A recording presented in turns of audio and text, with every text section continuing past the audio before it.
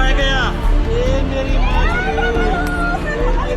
उत्तरकाशी में बादल फटने के बाद की स्थिति किसी से नहीं देखी जा रही। आसमान से समंदर निकला हो ऐसा लग रहा है। गांव के गांव इसकी चपेट में आ गए हैं। हालात ऐसे हैं कि चीख पुकार मच गई है। लोग इधर उधर भाग रहे हैं। मकान तिनकों की तरह उखड़ गए। बाजार, बस्तियां, इंसान, मवेशी सब बह गए।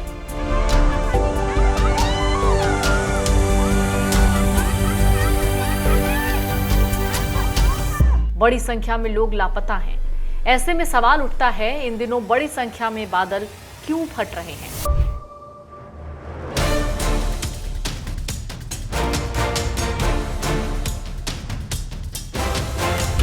दरअसल अगर आप इसकी वजह जानेंगे तो डर जाएंगे।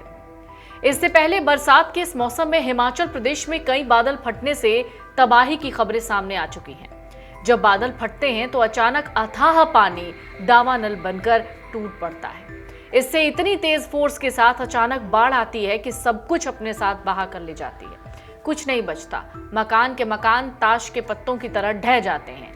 विशेषज्ञ दरअसल मानते हैं कि पहाड़ी इलाकों में बादल फटने की घटनाओं में 1 दशक यानी 10 साल के भीतर तेजी से बढ़ोतरी हुई है। एक अनुमान के मुताबिक अब उत्तराखंड और हिमाचल के पहाड़ों में 1.5 गुना से ज्यादा बादल फटने की घटनाएं हो रही हैं। पहले ऐसा नहीं था कि बादल ना फटे हों, बादल फटते रहते हैं, लेकिन जो संख्या है बादल फटने की, जो घटनाएं हैं बादल फटने की, उसमें लगातार इजाफा हो रहा है और ये इजाफा पिछले 10 साल से देखने को मिल रहा है। ये इजाफा 1.5 गुना हो गया है। बादल फटने की ज्यादातर घटनाएं मानसून के बारिश के दौरान होती हैं। तो चलिए जानते हैं ऐसी घटनाओं में बढ़ोतरी क्यों हो रही है। साथ ही आपको बताएंगे बादल कैसे, कब और क्यों फटता है। विज्ञान कहता है कि इसका मौसम से बहुत ज्यादा लेना देना नहीं है। बादल फटना कितना ज्यादा खतरनाक साबित हो सकता है, इसे अगर आप जानेंगे तो आपके होश फाख्ता हो जाएंगे। तो चलिए आपको बताते हैं, अगर इस स्थिति में आप फंस जाते हैं तो बचने के लिए आपको क्या करना चाहिए। पहले जानिए क्या होता है बादल का फटना।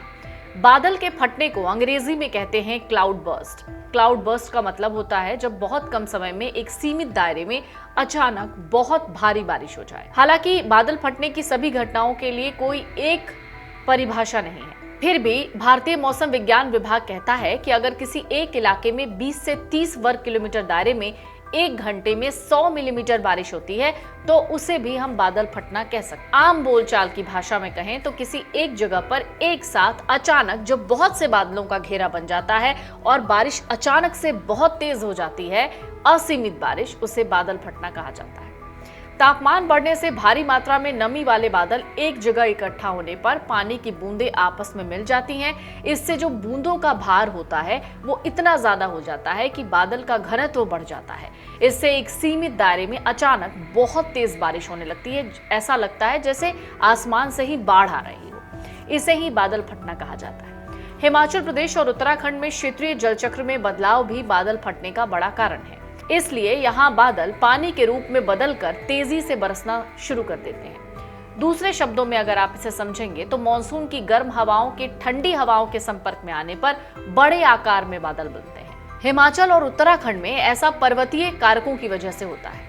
इसलिए हिमालयी क्षेत्रों में बादल फटने की घटनाएं थोड़ी ज्यादा हो जाती हैं या आम हो जा रही हैं। विज्ञान के मुताबिक अगर आप ये समझेंगे कि किस ऊंचाई पर बादल फटते हैं तो आपको ये पता लगेगा कि बादल तब फटता है जब नमी एक साथ चलने वाली हवा एक पहाड़ी इलाके तक जाती है, जिससे बादलों का जो ऊर्ध्वाधर है वो स्तंभ बन जाता है। तो पहाड़ों में ये घटनाएं क्यों बढ़ रही हैं?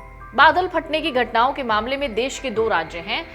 उदाहरण के तौर पर हिमाचल प्रदेश और उत्तराखंड सबसे ज्यादा यही सेंसिटिव जोन है जहां क्लाउड बर्स्ट जैसी घटनाएं आम हैं।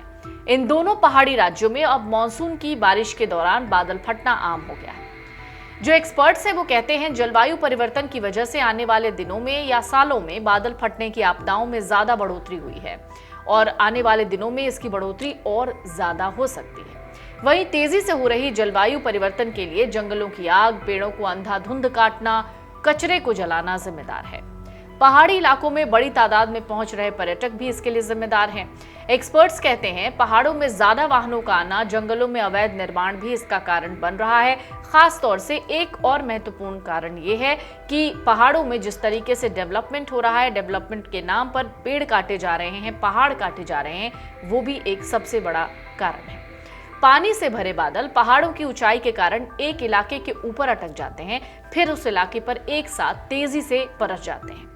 सवाल उठता है, पहाड़ों पर आफत बनकर बरसने वाले इन बादलों को इतना पानी कहां से मिलता है? इन बादलों को नमी आमतौर पर पूरब से बहने वाली निम्न स्तर की हवाओं से जुड़े गंगा के मैदानों पर कम दबाव प्रणाली प्रदान करती है। कभी कभी उत्तर पश्चिम से बहने वाली हवाएं भी बादल फटने की घटना में शामिल हो सकती है।